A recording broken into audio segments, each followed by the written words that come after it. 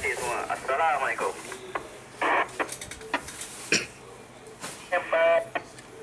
Naik Wisto Julai 5 Julai portable Somaidin naik Wisto Tango 5 X-ray kembali. Mano, selamat menjalankan tugas ni Mano. Kita tinggalkan anda dengan salam 73. Kita catatkan anda sebagai pemanggil yang ke-15. Macam tu cerita ni Mano. Memanggil rakan tu Bravo Papa November naik Wisto Bravo Papa November. Sila nyatakan handle operator QTS dan portal pacar anda. Di sini naik Wisto Tango 5 X-ray. Handle operator Zain selaku pengawal rangkaian. Tu minta naik bersama Jasra. Standby. Assalamualaikum, selamat malam. Naik Wisto Tango 5 X-ray. Abang Zain di sini naik Wisto Bravo Papa November Base Station Batu Pahat. Handle di operator di sini Muhammad Nasir.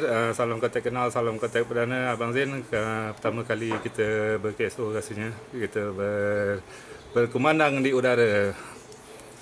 Memancar dengan 5 whisky 5 watt menggunakan rig FT897 dan dibantu oleh antena VR7 yang dipacak atas bumbung dan dipancar kepada repeater Banang. Repeater Banang yang berhampiran saja nampak puncaknya dari base station saya ni.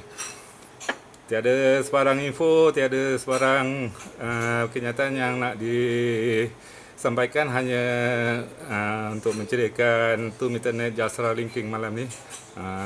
Salam kontak kenal kepada rakan-rakan lain yang monitor yang belum mengenali diri ni. Dan Wisto Bravo Papa November, handle operator Muhammad Nasir. Back to you, naik controller, naik Wisto Tango 5 X-ray, naik Wisto Bravo Papa November, over.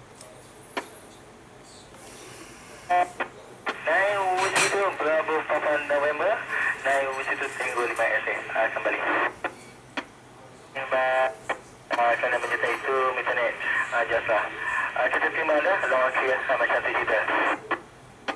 Nah, dengan salam 73. Kalau anda sebagai pemanggil yang ke-16 macam tu. Ni kita panggil rakan. Dah lama kita tak berkesor dengan beliau ni. Tak ke ruang ni. Memanggil rakan. Naik Wisto November. Naik Wisto November. Sila nyatakan handle operator QTS dan kuota pacaran. Di sini naik Wisto Tango 5 X-ray handle operator Zain.